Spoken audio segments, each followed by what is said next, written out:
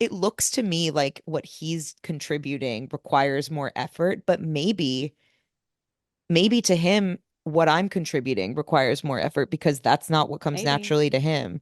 Do I only feel good about the choice if it's received a certain way? To be conscious of not just the verb, but the adverb. Almost any little gesture, I think on a deep level, like I don't feel like I deserve it. Hey, welcome back. We are not for everyone. I'm Jess. That's Caroline. It's been a minute since we've recorded Yeah, just us, and it feels cozy and good. I really missed it. I really missed it too. And I feel like the last episode we did where it was just us, I think that was the episode where we opened talking about owls and like if you spot an owl, what do you do? And I thought it would be appropriate to circle back on that conversation now that it's been about a month since we had it and just alert the kooks that Oh my if you God. open your eyes, owls are actually everywhere. Like, wouldn't you say that's been the learning that we've had over the past month? I actually have seen a lot of owls this month. Yeah. There's been a lot of owls ever since we had that conversation. You sent me pictures with sculptural owls. Yeah, Um, I was around a lot of owl sculptures, which I somebody feel I like work with, counts. yeah, somebody I work with sent an email that was like an owl theme, and he was trying to make a metaphor about the owls and like corporate jargon, whatever he was trying to say. I just got distracted by the fact that it was an owl. So yeah, I guess that was my opening here. Is just like if you open your eyes, owls are everywhere, and maybe the count should be higher. Maybe I'm adjusting my count of how many owls would shock me from Yeah, like I two. was shocked by your acceleration to alarm at two owls. I think I'm gonna be alarmed. I think I'm officially landing at four owls is when I'm gonna be alarmed. Yeah. Yeah. I just thought that was important to Yeah. share. Yeah. I was talking to one of my friends about it when we were near all these owl sculptures and I was letting her in on it. Yeah. And I was like, yeah, so what's your owl number now that I've explained this to you? And she was like, oh, I think like 5 to 10. I was like, that's also wrong. 10? 10 is You need. wild. I was like, this woman has like no desire to live. She's not a survivor. Like, you're gonna have to move quicker than that. 10 owls. It just makes me wonder, like, yeah, has there been a day when she's seen my number four and she's like, oh, four is average, so it has to be above five? Yeah. I don't I don't know. know. I don't Where's she know. from? You know what I do know is that owls is one of those words that like the more you say it, the less it sounds like a word. And Owl, like owl, owl, owl, like how many owl. syllables are supposed to be in that word? Yeah. Owl, owl. Owl. It would be cooler if owls, if their sound was owl, like if it was an Yeah, that would be onomatopoeia cooler. thing. Yeah, that would be cool. Just a suggestion for For the owls. for the owls, for the Just a suggestion Merriam-Webster for the owls. owls. Yeah. Yeah, that's This is feeling right so far. so far so good. That was my topic, you know? But I feel like I have other topics. Oh, actually, What? okay, this is a pronunciation topic, so I'll just get it out of the way while we're talking about owl Oh, pronunciation. yeah. What is up with all these people? No, no, I'm gonna enter this differently. How do you pronounce this word? Almond. The nut. Oh, the net, the net. The nut. Almond, almond. Right. That's right. And I've been noticing a lot of people online Oh no. saying almond, almond, almond, and they'll say it not like almond, like, Upper Jersey or something, more like almond, like they're French or something. And it's Oh my making me God. lose my mind. It's like influencers trying to tell us about like an almond body wash and it'll be Almond. almond and I it smells like can't. almond, you guys. I'm like, girly, I I want the There's body wash, something but it's pronounced different. there's something wrong with influencers. There's something wrong with me. I include myself. I include you. There's something Yeah, wrong with there's something us. wrong. There's something There's wrong. something wrong with us. And it really does seem to be accelerated on social media that I don't know what it is. If it's just like all the influencers are so bored by their own content that they're like, I gotta start doing something interesting.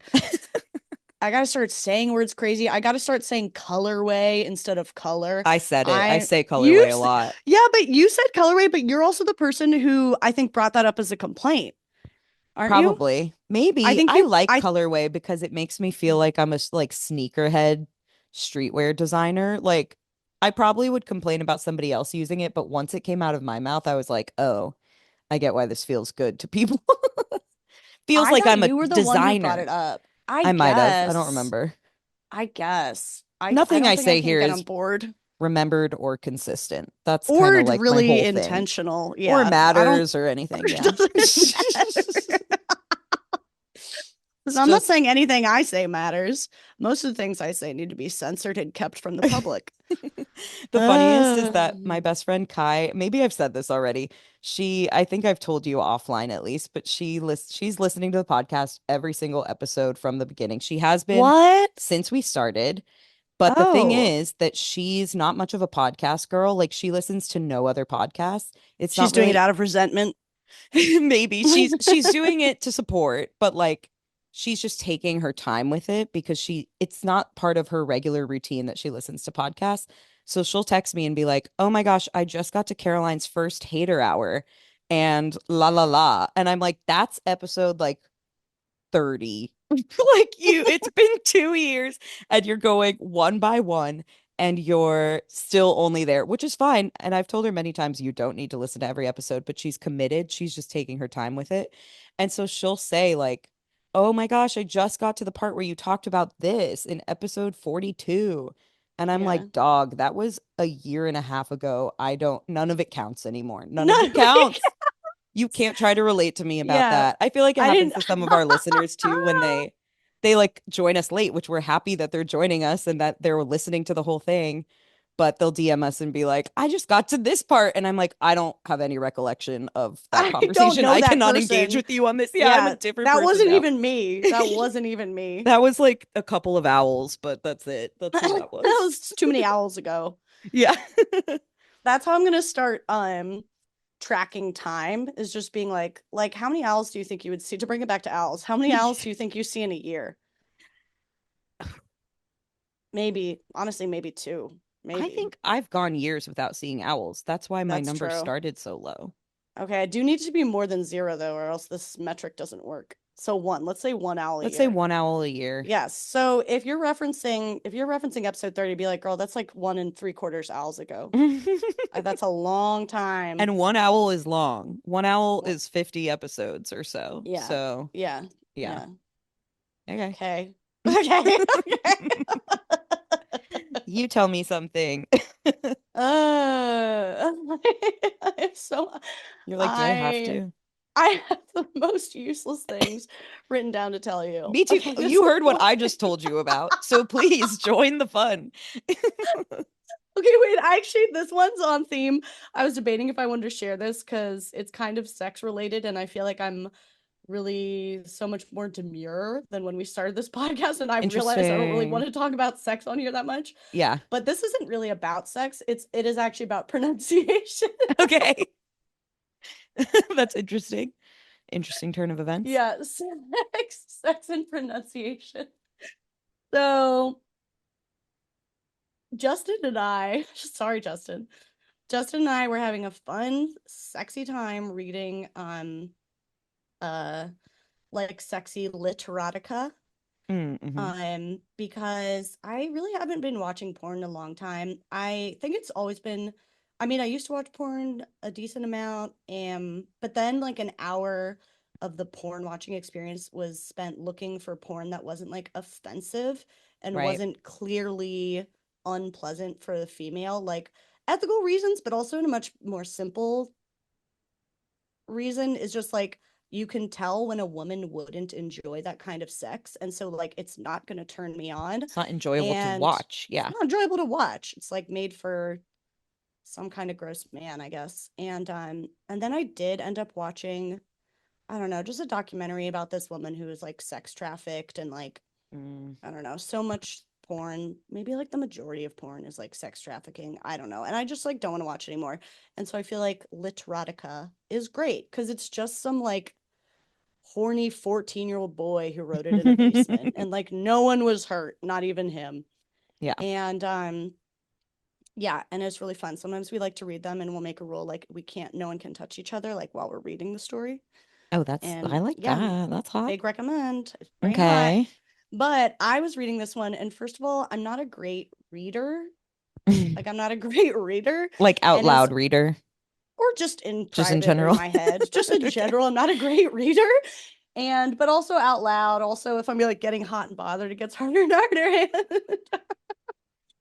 I was reading this one story and it kept using the word ejaculating. Sure. And I'm trying to remember how I said it. Came up like 5 times in the story, and every single time for no discernible reason, I pronounced it ejaculating. Mm. And it wasn't like such Jack-o'-lantern yeah, like vibes. a jack-o'-lantern. And it happened not once, but like 5 times. Like every single time, I was like, I'm saying that wrong. I don't know why, but it was like, we're not gonna stop and talk about it. Like, well, there's business to do, and like, it's not such a bad thing that I need to correct it. But every time I was just like ejaculating. And like every time, like I was like aware that I don't say the word that way and it's not pronounced that way. Whatever but every time it was like 5 for 5 You times couldn't help it. ejaculating. And then whatever, we read the story and we had a fun time in bed. And then like an hour later, I was in the bathroom or something and I was like, "Hey, did you notice how I kept accidentally saying ejaculating?" And I was like, "Yeah, I just needed to acknowledge that with you." You do have to like make a decision in those moments, either to address it in the moment and probably risk the sex because you're just going to start laughing Yeah. and like Yeah. be out of it, out of the moment, or to save it and then either bring it up. I would totally bring it up too because it's like I can't live with this. I can't live with I this can't just live inside with of me. it. I need him to Yeah. know that I know what that word is. I need him to know. I know about It was a weird. ejaculation. I I know. know. I let's just pause. Get your hands off me. Let me just pause and say I know how to read this word. I don't know why I can't read it right now, but I do know. So in case this is making things less hot to you because I seem illiterate all of a sudden, Right, because I just want to that's a risk too. acknowledge that's a risk too. It was just like a blip that was this awkward sized blip that was like not big enough to make us stop or laugh, but also not small enough to not be noticed every time. Yeah. And it was just weird. It was like I felt like I was like short circuiting just like every It is time like a like glitch in the matrix. Like those are the there's a moments that glitch. you're like, this is a Yeah. simulation because I know that I am Yeah. saying this wrong and It I would have keep been a doing it. moment. It was kind of like that moment in a scene about like a man that falls in love with like an AI bot, but he doesn't know it. And this is when things start to fall apart. And you're like, oh, there was that weird scene in the beginning of the movie where she couldn't pronounce a pretty basic word 5 times. That, Yeah. yeah, like he didn't get hard after that. That kind of ruined their love. That's tough. Yeah. Yeah. I Anyway, I I like when that that was stuff something happens. I wish I I could wanted to think of come it. clean about that. Yeah. Yeah, please. That's what this platform is here for. It's just for us to be like, it's been a Yeah. while. Let's talk about the weird shit that's happened. It was such an unexpected twist to this thing that felt like a really good solution to wanting to have to not like feel bad with porn. It was like, well, but Oh, that's how you're you're gonna spinning it. Okay, okay, okay. you're gonna feel bad about your literary skills now though. Yeah. Yeah. You're like, all I was trying to do was be ethical with my sex, Yeah. and this is what happened. Ejaculating. Ejaculating. Um, wait, hold on, give me a second. Okay. Speaking of sex, I'm going to continue as long as possible making segues happen. Great. Somebody wrote us, and I promised them in the next episode that we recorded together, I would ask this question. Oh no. So they wrote in, not a what to do, but if you were a gay couple, who would top and who would bottom? You and me? You and me. And I really don't know the answer. I thought about it for a little bit Yeah. and I was like, maybe we would be verse. I think that's the word for it when you kind of do both, but Verse. apparently it's rare. Yeah, that's the word in the gay community for like when you go both reverse. ways. Yeah. I've always thought of myself as a power bottom, but I don't know if that applies to you and me. I think it's just how I see myself in the world. Like, Okay, okay. That's just you at work.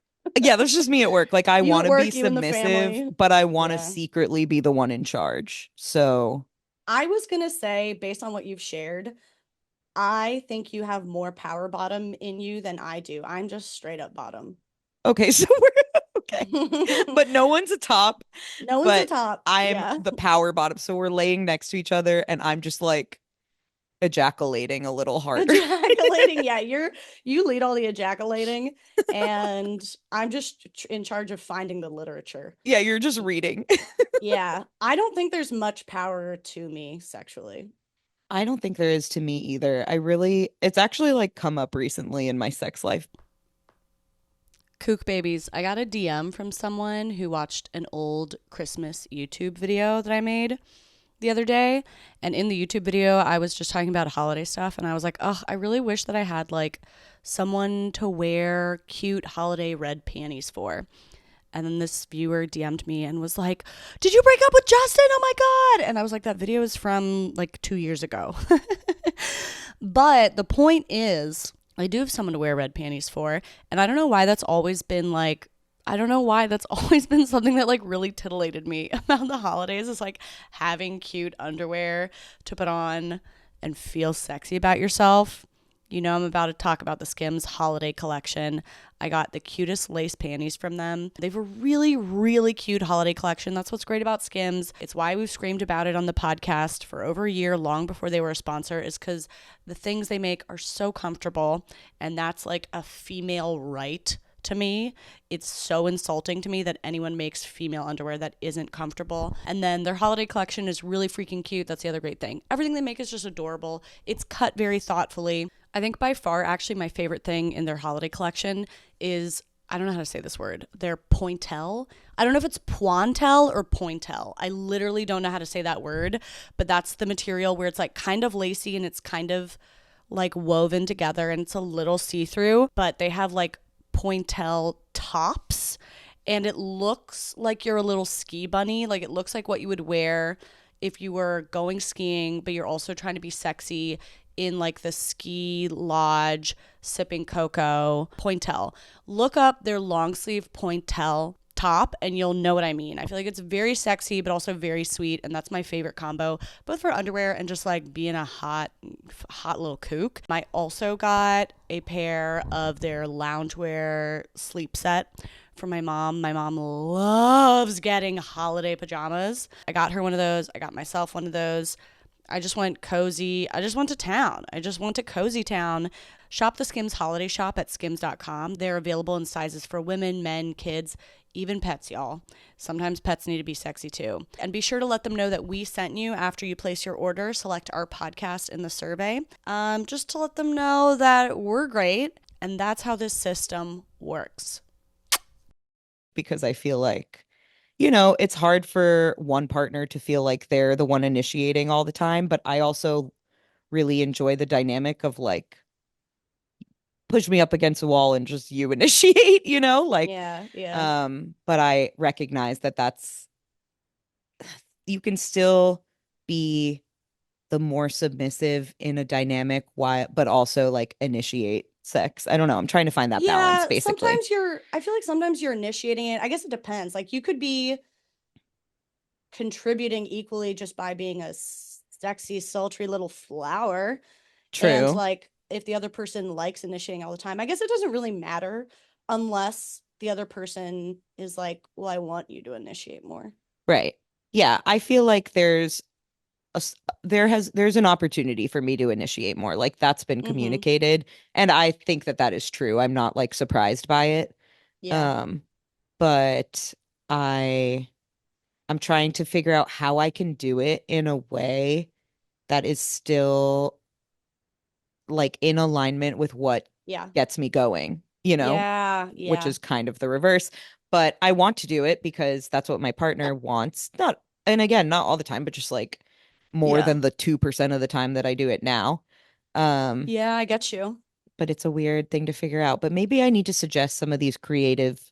approaches like reading or something. I'm not a very good reader either. Yeah. So I don't know if that's the one, but something where it's like we both just enter it. Because something like that, you both decide like we're gonna do this now, right? Mm-hmm. Mm-hmm. Yeah, yeah, yeah. So in a way, it's not even like one person's initiating out of the blue or not. It's like, let's do that thing that we like doing. And this is the approach. And so maybe that would actually make it easier. And it's like not on either person to initiate because both people are like, Mm. we have this kind of activity way of doing it, you know? Yeah. Yeah. Yeah, it makes me wonder if like I guess it depends on your guys' needs or whatever, but like I wonder if like initiating can just be like saying something you want to do and it's not as much you making the physical moves, but Yeah. just being like I want us to do this now or I want you to do this now or just like maybe initiating can just be like showing expressing the sexual like desire. Yeah. Even if I, it's not the person like you push him down on the right. ground. Right. I don't know. You power bottom him. Yeah, I Yeah. agree. The thing that I have started to do is more of the verbal. Like, okay, if nothing else, I can express when I want it, Yeah. and like say that out loud. I'm pretty able to verbally communicate stuff like that, so I can just like be Mm-hmm. more conscious of doing it more. Um, so yeah, that's been like kind of the in between. Yeah. Yeah, I'm thinking on this. Yeah. I'm It is a thing ruminating on it. to get creative with. I feel like there's a lot of creative problem solving regarding, I don't know. Long-term relationship Yeah, sex. love life and stuff. Yeah, totally. Mm-hmm. Yeah. Um, that actually reminds me, not so much sex related, but relationship related. Ryan said this great thing a couple weeks ago that he said somebody said this to him a long time ago, and he doesn't remember like where he got it. But I remembered it and wanted to bring it to the podcast because I feel like it just like, it's really helpful. Um, and it's to be conscious in relationships, not only romantic relationships, but I think particularly in those, to be conscious of not just the verb, but the adverb. So, for example, Wow. like if I, if Ryan's going to the grocery store to get stuff for us, um, I sometimes will feel like, oh no, I hope he doesn't feel like he always does this, or like I'm expecting that he'll do this, or I don't know, I might just be a little bit conscious of if he's doing that for us a lot and I'm not, and wanting him to know that it's not like an expectation placed on him. Like I only really want him to go if that's like what he wants to do, I guess. Mm-hmm. Or if he's fine with doing it. But if I sense that his energy while he goes is like going because he has to, then I'll be more conscious of what's going on. Whereas if he goes lovingly, like I'm trying to think of what the reverse Yeah. adverb would be, but it's like go to the store lovingly rather than going to the store like uh aggravatedly or something, Yeah. like just Resentfully or something. resentfully. Yeah, like think about the adverb. So that's a Mm. simple example. But I feel like it's been helpful for, actually for me, he gave me that phrasing, I love and that. it's been helpful for me to remind him of like, okay, like if you're going to do this thing, remember the adverb. And like it's just been a good Wow. like check for us as we live together and do a lot more like logistical and like errand and housekeeping types of things with each other, and have to Yeah. manage like who's doing what and making sure that it feels balanced. Um, it's been a good like check of like, okay, what's the adverb? How are you doing this? Wow. Yeah, so I thought that might be helpful to share. I think there's probably lots of applications for it. Yeah. Yeah. I think that's really sweet. I've never heard that phrasing. Um, but it is nice. Yeah, I think I relate to that, like getting too focused on maybe what it looks like on paper, like, oh, you're doing so many things for me. Like you must hate that. Or I've had Right. boyfriends before who hated doing all these things for me. Exactly. Or maybe some other man wouldn't like all doing all these ways you take care of me. So but not being able to, but forgetting how they do it. I think that's really nice, really helpful. Yeah, like Ryan tends to be a very like dutiful person. Like that's one of the key words that I would use to describe Mm-hmm. him, which is something I really admire about him. Like if he says he's going to do something, he'll do it. And he feels a lot of duty to the people that he cares about. Mm-hmm. Um, and so like that's a great thing. And it shows up in our relationship all the time. Like he gives acts of service. And so that's the love language that he mostly shows me. And it just comes naturally to him because he's dutiful and he wants to like do things for me and he wants to make life easier. But still, because that's so like routine for him and it's just the way he is, it can come across, yeah, like he's not going to the store anything, Lee. He's just going because that's just what he does. And I can read it because of past relationships and past dynamics that I've been in of like, oh, he's probably annoyed this time. Or because of me. Like if Yeah, the roles were reversed and I I get was always the one going to the store, maybe I'd be annoyed by it. So I'm kind of projecting like, it. he must be annoyed that he's doing this all the time. And it's not like he's going off with a smile because he's just going to the store. That's just what he does. And so I don't know. That's the reason it's come up is because not because he's like huffing and puffing as he goes, but he's also not like jumping for joy as he goes. And Yeah.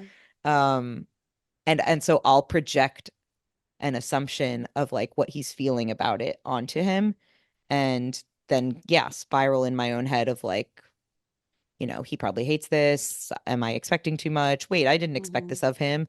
Maybe I Yeah. should make sure he knows that I didn't expect this of him. And like it just becomes a thing that doesn't need to be a thing. So, Yeah. yeah, for some reason, the adverb has really helped us with that. I love Um, that. yeah, I It makes create me so think many of issues in my head, dog. oh, we all do. We all Yeah. do. I really relate to that one.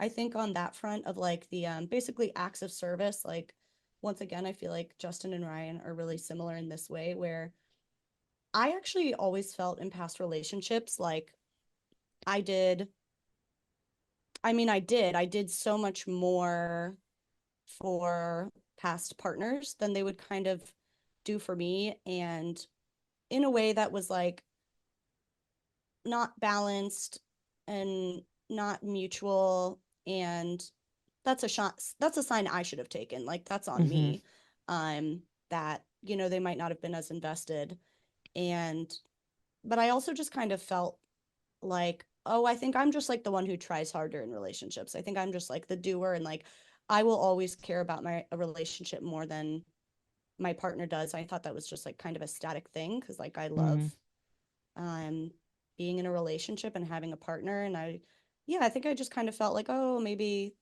I'm just always going to be the one who tries harder and cares more. And then with Justin, I actually have a hard time keeping up with him. Yeah. He does so much like caretaking and gestures and acts of service and is so thoughtful and proactively thinking about like things to plan for us or trips to take or outings to do or dinners to book or ordering me just like household supplies and tools he sees I need and doing this and he notices this runs out and he replaces like little things and big things and it's actually to the point where I think I felt started feeling bad because I have a hard time keeping up with it Yeah. and I feel like he outdoes me in a way. Not that it's, one for one, obviously, but Yeah. I did kind of feel that disparity. And it helped to And it's so remember unfamiliar for you. so unfamiliar. And it helped to um just remember the love languages thing. And he kind of reiterated too. He was like, but I like doing this. I'm not doing it resentfully, adverb.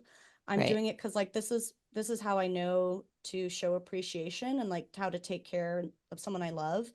And in the reverse, I think the things I've learned that I do for him that feel really natural to me are a lot more verbal affection. Yeah. I think we both can be very physical, but I think the verbal has been led by me. And at one point he was like, I love how you ask me every day how I'm feeling, and I know you're really asking. And he was like, at first I didn't even really know how to answer that question. It Right. wasn't a question I was used to being asked, and like it wasn't a question I expected someone's like really asking to get a real answer. And he was like, I love that you ask me that every day. And something that I didn't think twice about doing and is not hard or emotionally difficult or effortful to do, but felt like it stood out to him. And I think they're like those, it's like the love languages thing, but Yeah. I know that there are the ways that you take care and look out for and protect Ryan that come so much more easily to you and so much more naturally to you, and they're not resentment based or anything. So I think that did help me to kind of, because it made me tense too, to be like, am I in the red? Do I owe you? Do I have to catch up? Do I have to Right. match you this way? Like for a while, I think I was being like, okay, I have to get him as many gifts. Like he just gives me gifts for no reason. And I'd be like, oh, I have to buy him gifts the amount he gets me gifts on just a Tuesday. Or I have Right. to like buy him or do him this or that favor the amount that he does for me. But that's actually not how the mutuality happens. It happens in like different forms. Yeah, that's really helpful to hear. It's so similar with us. And I go through different periods of like feeling totally good about it and feeling more anxious Mm-hmm. about it and feeling good again. Like it just kind of depends. Um, this week was an example of a week when like every day after work, I was dead. Like I would work 9 to 5 or whatever, just up here in my office, and then it's getting dark out much earlier and cold, and I would just like sign off and be incapacitated and just need to like sit on the couch and do nothing. And every day without my asking, Ryan figured out dinner and like Mm-hmm. just made me a plate and brought it to me. And like these are things he does all the time, but this week it was particularly heightened because it was every single night. Like it was just one of those weeks for me where I couldn't really give a lot. And I started to get conscious of on like night 3 of that on Wednesday of like, Mm-hmm. oh my God, like this has now been 3 nights in a row. He's figuring out dinner. He's bringing it to me. Like, we had a party last weekend. He like did all the cleaning after the party. Um, just like little, things around the house like that that added up. And by the end of the week, I was like, there was more that I could list on paper that he had like accomplished for us compared to me. Like I there's there, it's something about like being able to list acts of service on paper Yeah. versus being able to list like the affection that I show him and the words of affirmation that I give him and all of the gratitude that I make sure to verbalize and all the other ways that I help, including acts of service on different weeks. Um, but it just feels like acts of service are such a like listable thing because it's oftentimes literally a to-do list of Yeah. Yeah. Yeah. items Yeah. I see. versus like the ways that I show love being more embedded into life and like not invisible, but kind of. Um, and that's not anything he would ever say to me or make me feel, but it's just my feeling of looking at the list on paper and being like, he's done so much and I've done nothing. Even though I'm sure if I asked him, he would be able to tell me things that I did for him this week Yeah. that were Yeah. different. And also, it's okay if they weren't as like plentiful because I was drained and sometimes you have to trade off like who has the capacity to give more in a given week and like you hope that you keep Yeah. going and have a long relationship and get to keep trading it off back and forth. Mm-hmm. So I know all the things to like help myself feel better about that and kind of rationalize and make sense of it, but it's still in the moment feels yeah, just like brings up a feeling of guilt or shame or something of like he's doing so much and I'm just Mm-hmm. sitting here. And that was really the type of week that I had this week, Mm-hmm. which made me really thankful for him, but also made me like, I got to get my shit together. Even though I know that my shit's together, I needed a Yeah. break. Yeah. Is it a little bit of a feeling of like undeserving? I think I've noticed Mm, like, I don't know, you have to tell me if you relate on this level, but I just realized even with a even without Justin like outdoing me, which he I feel like does a lot if you want to measure it that way. even without that, like even if we were just like evenly scored, if you could have a score for it, Yeah. almost any little gesture, I think on a deep level, like I don't feel like I deserve it. I don't feel like I can just like I don't know. I feel even like holding the door for me. I feel like my natural impulse is to be like so grovelingly grateful Mm. and and I have to do this thing a lot of kind of stepping outside myself and watching other couples in the third person, watching like a woman who I see as having a really good sense of self and self-respect. The way she like lets a man take care of her and pamper her. And it's like, I don't know, it's complicated. And I feel like there are some interesting gender things there. But Yeah. I feel like um in the couples where I see it and I admire it, it doesn't it sometimes it does look like the man does more taking care of this person in like concrete gestures, Yeah. and he enjoys it and that feels good, Yeah. and the woman repays in different things that aren't necessarily gestures, but it could be like that tenderness that a Right. lot of men just just being like that tender person that they love.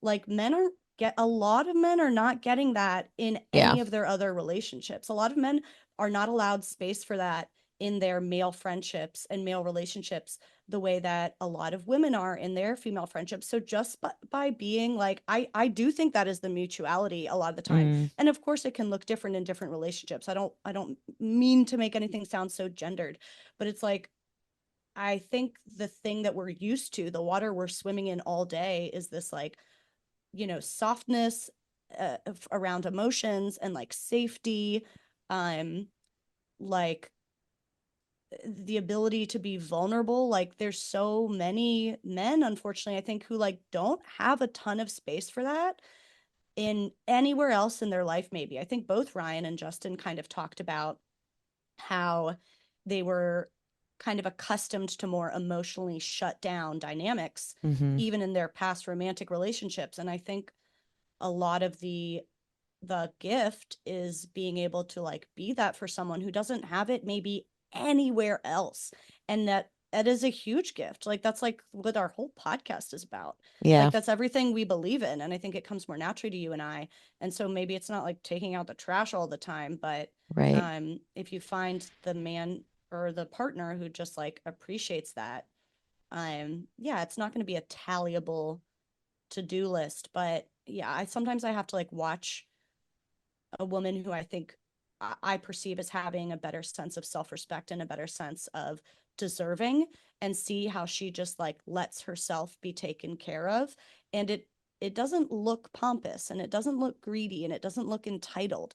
It looks like it gives something to both of them of being like, yes, Mm. I do deserve this, and um there's like an implicit appreciation and like an implicit mutual respect, both for accepting the caretaking and forgiving the caretaking. And I don't know, like I don't know if I'm saying if what I'm saying makes sense. It does. It does. And I think you're right.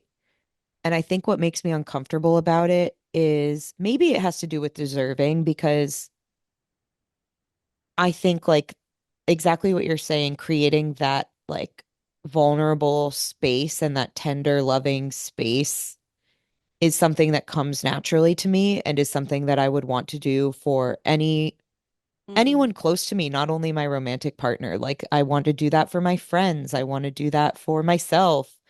I want to do that on this podcast. So Mm-hmm. it comes really naturally, I guess. And so it feels like, whereas the things that he's doing for me, quote unquote, like around the house and stuff, are require effort. Like he has to get up and go do those tasks. Would you For say they come me, naturally to him though? but that's what I was just gonna say Yeah. is like they do Yeah. come naturally to him. Yeah. Cooking is like his favorite thing to do. He loves to cook dinner for me. It's like nothing to him to cook dinner Yeah. for me. This means nothing to me. Right. Like, but to me, I look at it Yeah. and I'm like, that's so much effort. And I remember Yeah. when I was single and I had to do that stuff for myself and I fucking hated it, but I Uh-huh. did it because I had to. and I feel like a little prissy, like undeserving baby. And I mean, I am baby, but um I just feel, yeah, it's just, it looks to me like what he's contributing requires more effort, but maybe to him, what I'm contributing requires more effort because that's not what comes Maybe. naturally to him. So that's actually a helpful way to reframe it. The gender part is also interesting because I agree with you. Like, I think there is often a dynamic of kind of the men. It's interesting, like the men taking care of their women, but at the same time, women have historically been caretakers and been the ones to cook and clean, and maybe just the taking care of like looks different than it did historically. Like men used to, the way that they took care of their home was being the breadwinners, and now it's not that they can't or shouldn't or wouldn't or anything, but there's other ways that women need to be taken care of now that we Totally. are I people mean, that are working and are yeah, contributing as much, if not more. And yeah, anyway, that part of it is interesting too. Like they I are think it taking makes care totally. Yeah. in in a masculine way, but also in a traditionally feminine way. Yeah, I like to see the shift, and I know I also know enough couples where the woman might be the more emotionally reserved one, obviously, and the man craves Right. more of that. Or like, obviously, I know those the dynamics vary, but I think it's nice to see, yeah, just like slowly getting closer to a culture, at least in where we are, where each couple can decide what the roles are for themselves. And maybe it'll be Yeah. what's been more traditional, or maybe it'll be a swap, or maybe it'll be a mix. And like, um, it feels nice. Apparently, I have not yelled enough about HelloFresh this season. So, hey, what's one more shout out for the holiday season? Because I genuinely think it's going to solve all of your problems for the next few weeks. Let me tell you, I bet you're traveling. I bet you're a little stressed about spending on a bunch of meals out, not to mention just how like poopy it feels after a while to be eating out night after night after night. I also bet you're stressed about planning activities, whether that's with your in laws or with your nieces and nephews or with your kids. HelloFresh is a great hack for the holiday season because it gives you something to do with the family. It gives you meals to have at home. It's affordable, it's tasty, it's quick and easy. You feel like a professional chef. And as somebody who dates a professional chef, that's a lot coming from me. Like, I don't feel like a professional chef in my own home. I talk in this very episode about how much I hate cooking and how much I rely on Ryan for it. Actually, even more than cooking, what I hate is going to the grocery store and having to figure out, like, what I need to get for a specific recipe and buying loads of some ingredient that I'm only going to use one time for this like intricate soup that I'm craving. With HelloFresh, I can just look up the recipes that they have on their website, pick every goddamn soup that I want, and not have to go to the grocery store. It'll just get shipped to my door in exactly the proportions that I need it in, with the recipes and everything all squared away for me. It makes me feel like maybe I can compete with a professional chef and the amount of planning and thought that goes into the meals that he prepares.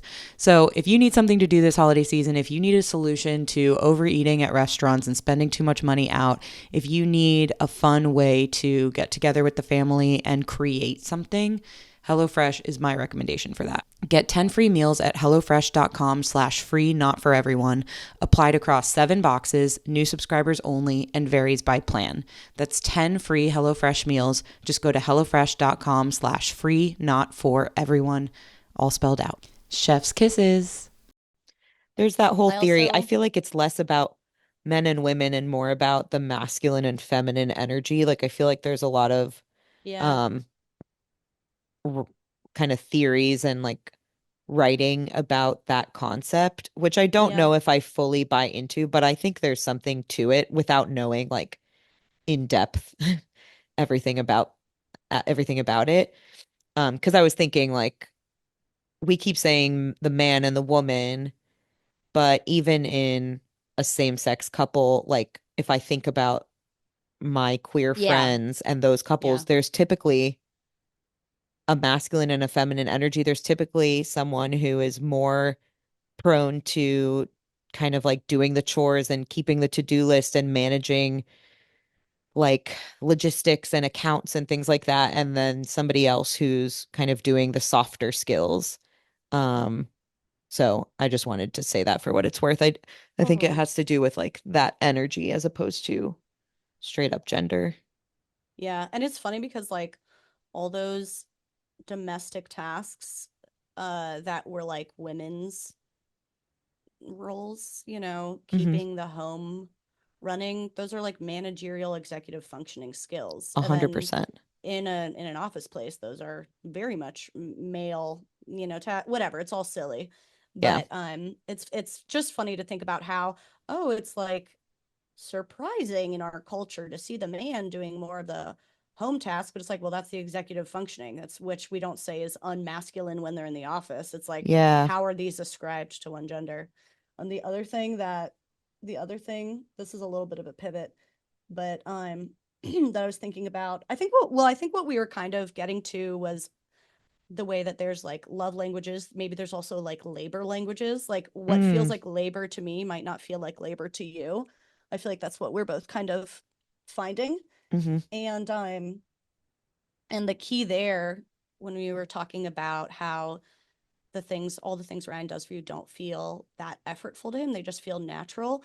Um, like it makes me think I've struggled with all these same dynamics. So I'm like just talking through like what I think felt and discovered, which was, I have spent all this time worrying that they're growing resentment, worrying that they're Yeah. hating it, which has happened to me with past relationships. So I worry that for a reason. But I think we've also both found, and it takes time to trust, that we're with people who know they are responsible for sharing if they have a negative feeling. And I think Mm. they've both like proven it over time, but it takes time to trust. But also just knowing like, yeah, I think I saw some like Instagram post or something that was like, you You know, sent this to me. I think I did. It You was like sent it to Trump. me. I was just, as you were talking, I was like, it's like this thing that you sent to me. And I Yeah. wanted to pull it up You want to because pull you it up? sent it on like the day that I needed it. It was Oh, crazy. I was like, oh shit, we're both dealing with this right now, I we're guess. It both was trying to heal. right, it was over Thanksgiving, and I think at least I was home with my family, and you sent it to me and I was like, shit. Okay, so what we're referencing is this little thing I saw on Instagram that says, trauma says, if someone is upset at me, it is my job to be alert of this and manage this so that I can be safe. Healing says, if someone is if someone is upset at me, it is their job to communicate their feelings, not my job to guess. Yeah. And yeah, that's a big part of it. It's like, you know what? Ryan or Justin or you or I might do something and feel resentment. Like resentment comes up in relationships and it is, you know, I think we're all working on individually owning negative feelings when they come up and communicating them and then also trusting that the other does share them. It also made me think of something related to resentment and like doing things for people. This was actually I think the mother of like one of my exes said this to me and it really pissed me off, but I also felt like it was true the more I thought about it. I remember at one point she said something to me like she did a lot of acts of service and I can't remember exactly how she phrased it, but she was like, if you decide to do something for someone, like you're doing it for them, a favor or something, Mm. like if you decide to do it with a smile or don't do it. Yeah. And it did piss me off. Um, and it was kind of funny coming from her because she was a woman with a lot of resentments, but that doesn't mean that the sentiment isn't true. And I think it was really hard for me to hear kind of as someone who struggled with codependence and kind of compulsively doing things for people because that's what my own version of trauma says that I need to do to survive, to be safe, to be liked, to be loved, to be accepted. I have to constantly sacrifice for other people. And I've done a lot of work to grow out of that. And I do think it's true if I can't do a favor, I think it applies to a relationship where you expect to have like mutual respect, mutual emotional giving. It's one thing if just like a distant friend asked me to like read over someone's resume, blah, blah, blah, blah, blah. And like, you know what? It is annoying for me to do. It's going to take time out of my schedule, but like, I know what it's like to be in that position. I'm going to be a Yeah. little pissed doing this, but like, yes, I'll do it. I think that's fine. It's just like sometimes you do just do a blind one way favor for people, but that's also someone who that's different than like, one of my good friends asking me for help, and it really like I really am not at capacity to do it. They've burned me a bunch of times. I feel really resentful about this, but like something in my ego is going to make me do it anyway, and then I'm going to somehow emotionally make them pay for it with my resentment. Mm. That is not worth doing. um yeah, or like in your relationship, if you're like, well, I'm going to do this for them, but they never do anything back for me. I'm going to drive Yeah. them to the airport, and Lord knows they'll never repay the favor. Like, then don't do that if that's the attitude.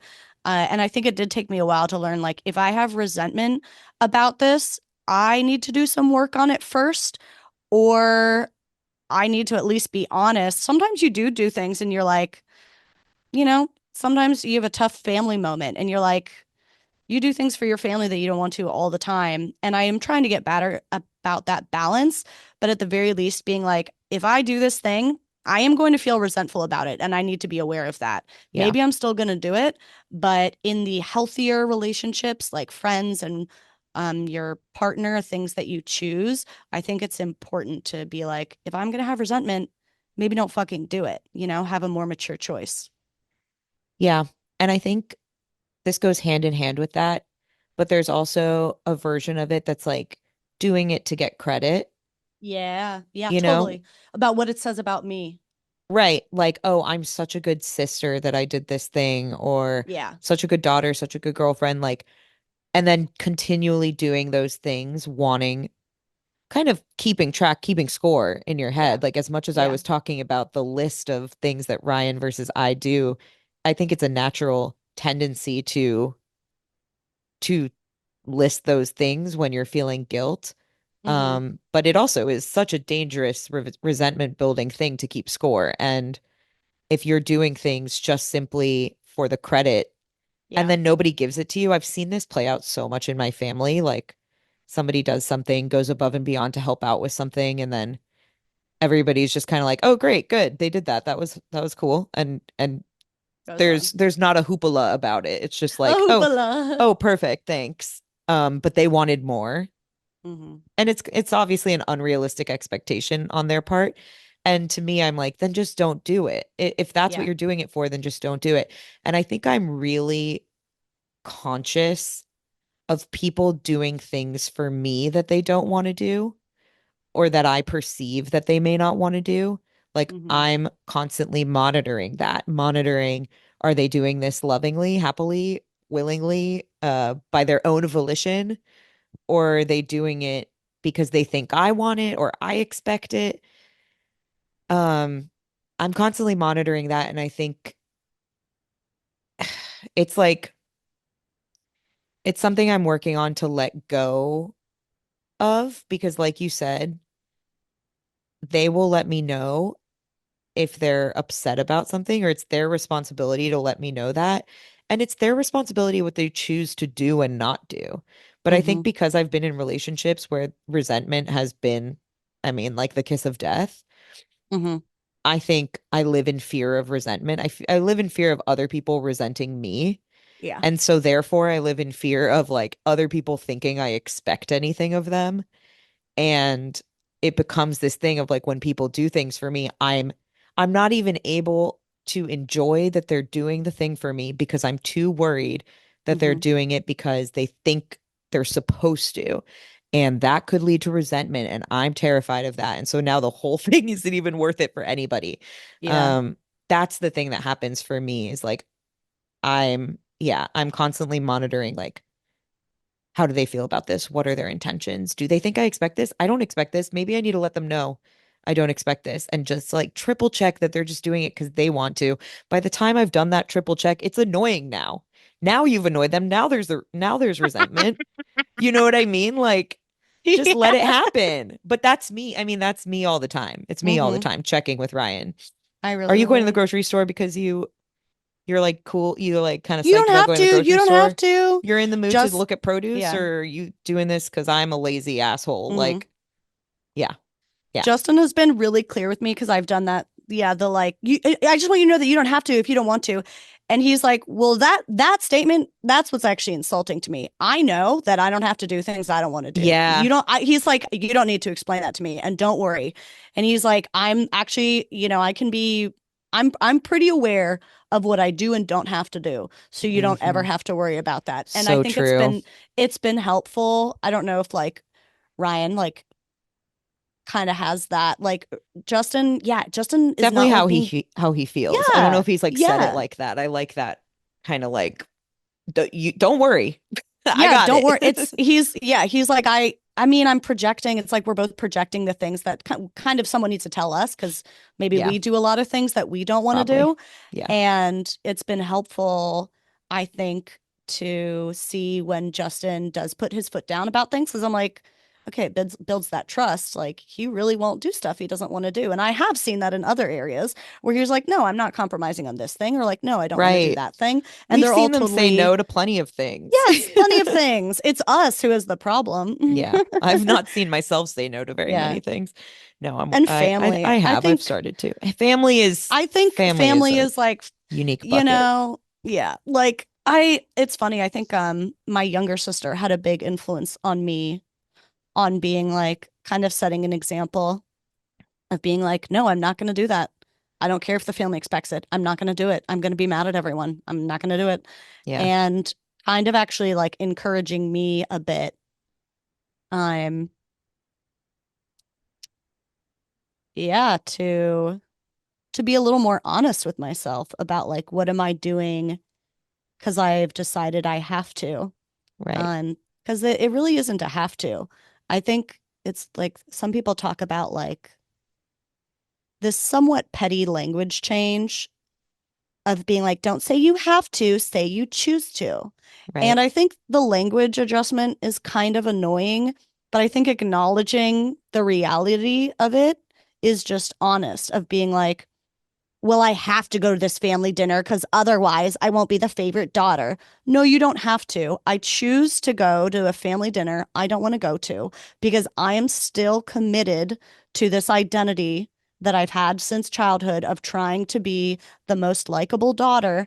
And I'm so afraid of letting that go that I will allow it to, that I will make decisions to deteriorate myself in order to cling to that identity. That's a choice. Hmm. I do choose that. So I think that's, I don't know, like a little more brutal honesty.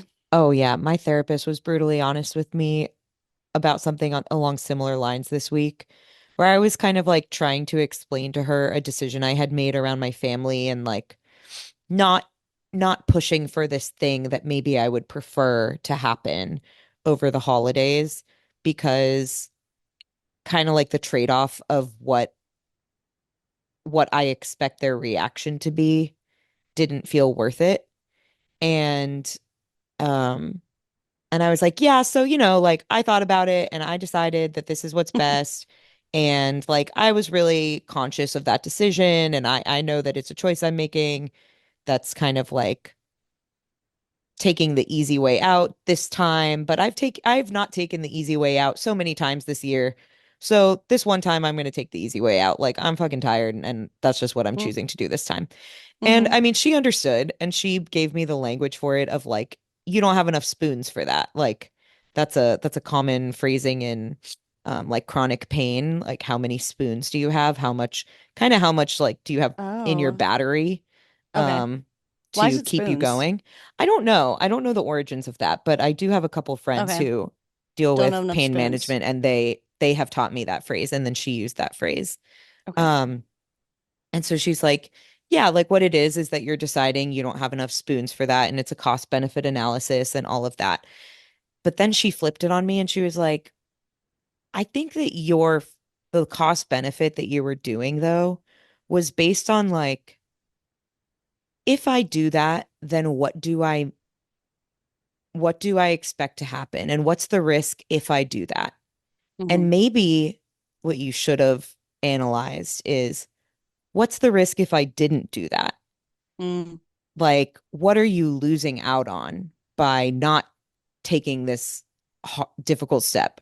By choosing to go the easy way out, maybe you maintain the peace in XYZ way, but if you had chosen to do the other thing, like, what do you risk by not doing that other thing?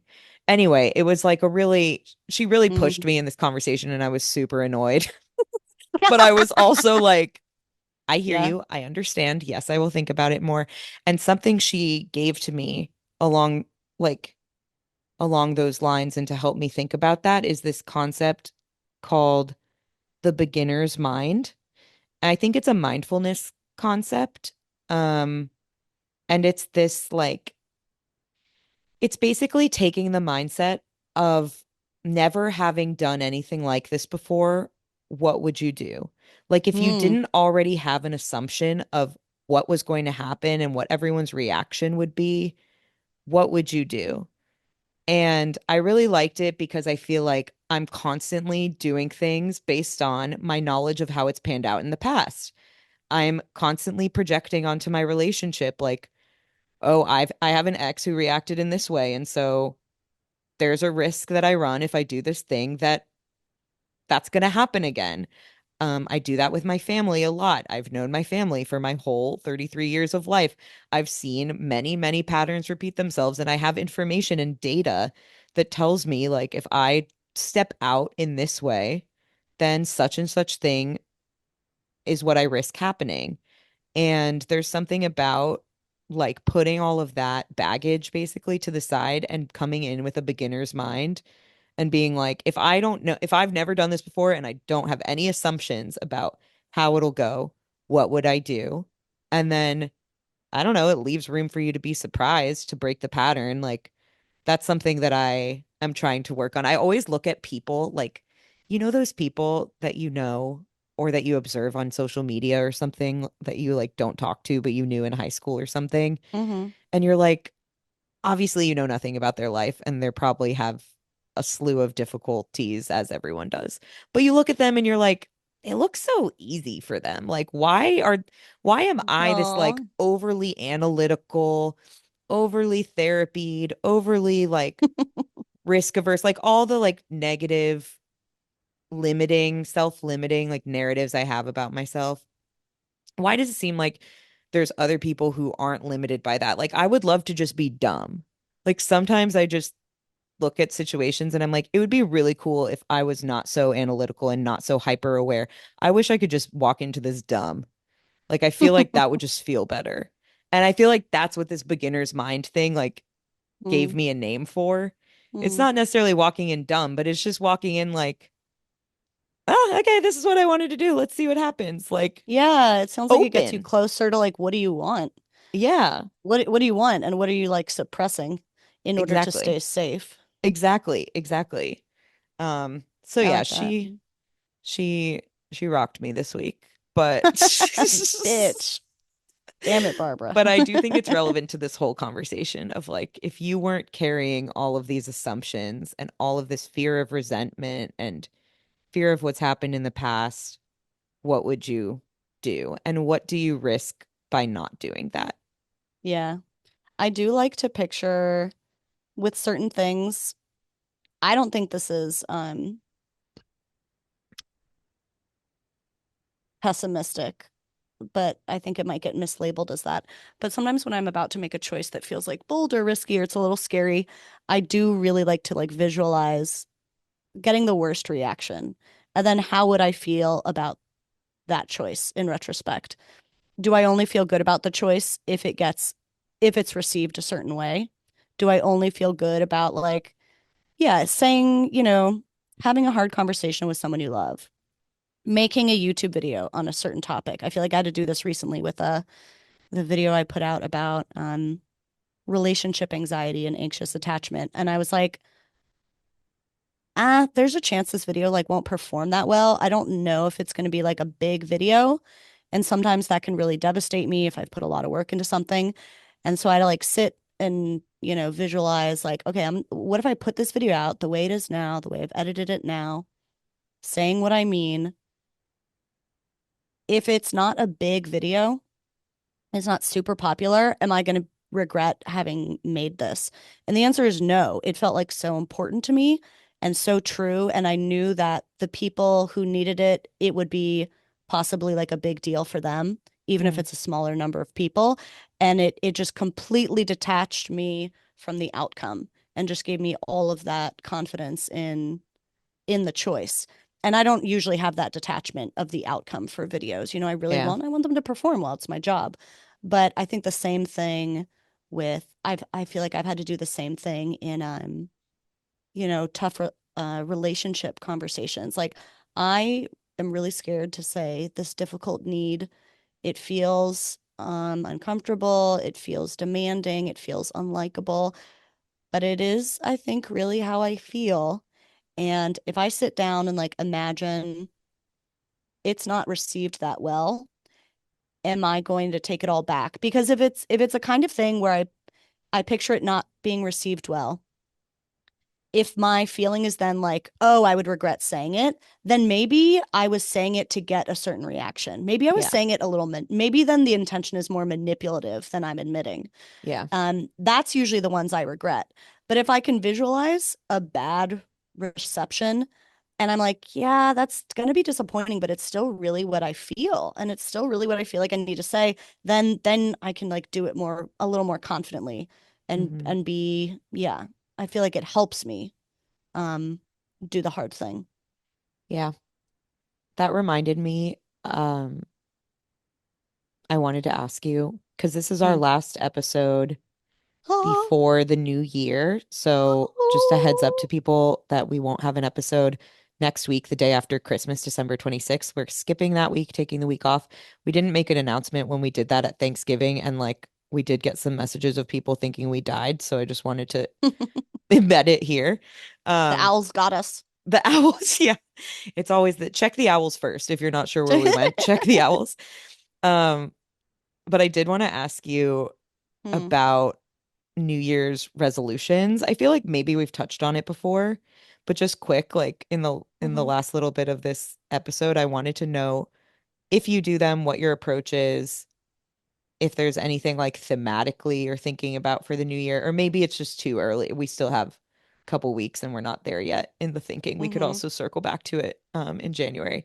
But I just wasn't sure, yeah, like what your thoughts on doing that are, um, Hmm. or how that translates for you. I think I do have resolutions as somebody who just like, I mean, I think you and I are constantly doing like the self-reflection and like the recalibrating and trying to adjust things. Um, yeah, so I think it just has to be, it's just a certain kind of resolution for me. Mm-hmm. Um, I think I usually, I mean, throughout the year, I feel like this is pretty constant. I'm like judging my own behavior and my own disappointment in it and being like, okay, be more this way. Try to Writing be more notes that at the way. top of your to-do list of like, Yeah, do this instead. my entire to-do list is like a whole page scroll of notes about how I hate my own behavior. And it's probably actually not that self-loving, but whatever. Um, so I think that's kind of through the year things I'm trying to relate to people differently and shit like that. But so that's not specific to the new year, but I do think at the new year, I usually set one big goal and it could just be like a single thing that I'm like really scared to do. Hmm. Like I have one work goal that it's, something I can actually execute on. It's not like get 1 million subscribers because that's not really in my control. And it's not whatever. It's like I want to work on this one project, which feels scary. It's going to take a lot of time to like carve out to do it. But you know what? I've thought about it. It's going to be inconvenient and difficult to do, but I care about doing it. So like that's the one like tangible work goal. And then this isn't like a very interesting or articulate answer, but I do think I have No, like resolutions about ways to adjust behavior, things I'm always trying, but those are also honestly all the way through the all the year. And time. I'm constantly like failing and trying and adjusting with those. Yeah. Yeah, that's how I feel. I mean, I think maybe like 5, 6 years ago, I started having just one resolution that I Mm-hmm. do. I like set an intention Mhm. at the beginning of every year. That's just I to like the be, intentions. yeah, it's just to Yeah. be bolder. It's literally every year. That's what it is. Oh, yeah. Um, that like really resonates for me and I think applies to a lot of areas of my life. Like I'm Mm-hmm. constantly trying to be, to me, what bolder means is like more myself and Yeah. more um less fear-based in the pursuit of being more and more myself. Like I think that is what it means to me to be bolder. Mm. So I just kind of always recenter on that at the beginning of a new year. I just got myself a ring on Black Friday that like is in engraved and I got the word Boulder on it, which I Oh, I love realize that. sounds like Boulder, Colorado, but it doesn't have the U, so it's Boulder. It's just be No, I Boulder. really like that. I really like Yeah. that. I I just like that more than just getting it engraved with Be Bold. I like bolder. yes, I don't know, I just thought like about that. as a design choice, I like that a Thank lot. you Yeah. so much. I really did think about that choice a lot. Mm-hmm. Yeah, that's just my Mm-hmm. intention that I return to. And it's not something that I spend a lot of time on. I've never been like a journaler. I write down things throughout the year and I mean I'm so constantly analyzing myself that like you said, like I don't feel the need to set specific intentions or set specific resolutions or goals because I feel like I'm doing it all the time. But the overarching intention is to be bolder. So I don't know. Maybe I'll set more. I have been thinking about setting more like tangible, measurable work goals and things like that, podcast goals. Like we've done a little bit of podcast goal setting in the past and I think we'll, keep thinking about that, but like I think for those things, it's goals to me are different than intentions or resolutions. Mm-hmm. Um Yeah. Yeah. and I feel Yeah. like I could do more of the goal setting at the beginning of the year, so I might try to do some of that. But it's just about being myself, being bold, being an owl. Being an owl. Yeah. God, I think I need to be less bold and less myself. No, what are you saying? I Don't feel like do that's that. literally always what my resolutions are. I'm like trying to figure out different ways. Oh my God. And I I mean, I always think you're fail. failing. Yeah. I know I'm always failing, believe me. That's why it's always the goal.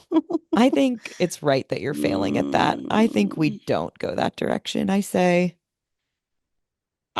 would venture to say that the goals you're setting, like the video you were talking about, or the project rather, that you were talking about, like, I want to do this project that's going to be really hard and really inconvenient. I would venture to say that the reason you want to do it is because it's very you.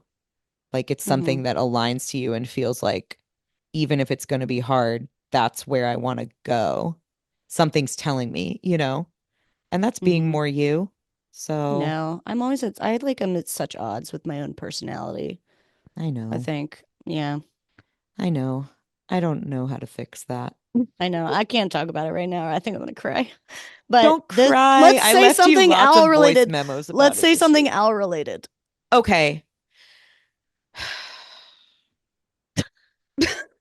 I said let's, and then I just shut up and waited for you to do something for me. I think I was doing an owl. I was just kind of going like, Owl. Oh. I'm just You breathing know into how the like mic. you remember how when we were in French class and we'd had to read like children's like French children's books and Yeah. all, and we discovered how in different languages, maybe this is obvious, but like in different languages, animals make different noises. Like Yeah. obviously there's no cock-a-doodle doo for chickens, even though chickens be doing the same shit in France. And in like children's farm animal books, they go cocorico. Yeah. Isn't Oh, that I it? used to like that stuff. Yeah, like oink isn't a thing in French because oi, No, that's only Americans could make a sound like that. totally. Unlike a dog bark, there's no woof or rough. It's oof. It's OEUF. I'm pretty sure. Oh, Oof, yeah, I like that. oof, oof. And like, I wonder what an owl is. Oh, should we find out before we go? How would we? Yeah, I don't know I'm how gonna to just start Google looking that up. what I think this is going to be a hard one. what sound do owls make in French? I know it's hard to know. Ooh. H How do O you spell it? U H O U. Oh, yeah, that's correct. I think it's correct. it gave me like, here's some other animal sounds in French. Yeah. Chicken is cot cot. Mouse is quee quee. This is so good. Why are they giving me a dove? Like that's not one of the top animals I think of What when I it, think of oh, I animal do want sounds. to, but It's that's a specific roo one because like roo roo. Like that makes sense because you know, I can't roll my R's. Yeah. Um, cat is meow, but it's spelled Miaou. Meow. crazy. Very Meow. French. We get it. You're French. We get it. We fucking get it. Wait, Okay. give me another silly one. I like Kwee. Let me see if there's one more. Kwee is my stripper name. Bonqueequee. Bon Kwee. Donkey is Hi Han. Hi That's space HAN. Oh, like hee haw. hee I haw. get it. I was like, Yeah. hi ham. Hi Han. And the donkey goes hi Han. And the And the donkey donkey goes goes, hi hi Han. Han. And the donkey goes hi Han. And the donkey goes. Hi Han. Happy New Year, y'all. Almost. Happy New Year. Check out our merch if you have not yet, our new apparel line. It's been pretty popular, Yeah, if it I do really say so has. myself, which Hats is that pretty say exciting. scientist. I love the The scientist hat. scientist hat is probably our best-selling item, and for good reason. I That's can't Jess wait to wear it Ingenuity. everywhere. Thank you. Yeah. Thank you. We have so I many am cute getting two items. people. I'm getting two members of my family a hat that says I have a complaint for the ones who Yes. deserve it. And then I'm getting two people a Kook University. I don't know if I ever said this, but Kook, the etymological origins of Kook are Thomas Winkler. Have I told you this? No, but that feels really good Yeah. to me. My dad started Kook. He would always like come home from work and tell us about like what crazy patients he had. Those were our favorite stories to hear as kids. We'd be like, "Did you have any crazy patients?" And then he'd tell some story about like it's a bunch of like elderly people usually for hearing aids and stuff. And then he'd be like, "Oh, she was a sweet kook, which was Sweet like a kind kook. person that was a little kooky, sweet kook." Wow, I Yeah. love that. This is just Yeah. our hospital with our I kooky know. patients. Because we're scientists in the Because we're lab. scientists. Yeah. We're So actually the patients, and they're I- the scientists, That's for probably. sure. That's for Yeah. sure. That's why I'm excited to give him a Kook University. He founded this university. Wow, I love that. We need to make a sculpture of him, a little statue that we just like insert visually into our podcast videos. We just Every have time a we say little kook, statue sitting at the bottom of the screen. Yeah, of your dad. just my Yeah, dad. if you want to check out the merch, go to nfepodapparel.com and that's where you'll get it. It's linked down below. And I think we gotta go. So take us out, my baby girl. Happy holidays and ho ho ho. Thank you to Abby Newhouse for editing this episode. Ooh. Thank you, Jessica, for another great single owl duration of a podcast. That's my way of saying 1 year. Remember when we talked about that? I remember that callback. Callback. And it's been an owl. thank you to all our owly kooks for listening and supporting. We love you guys. Thank you, Caroline. Thank you guys. Love you. Kisses. Love you.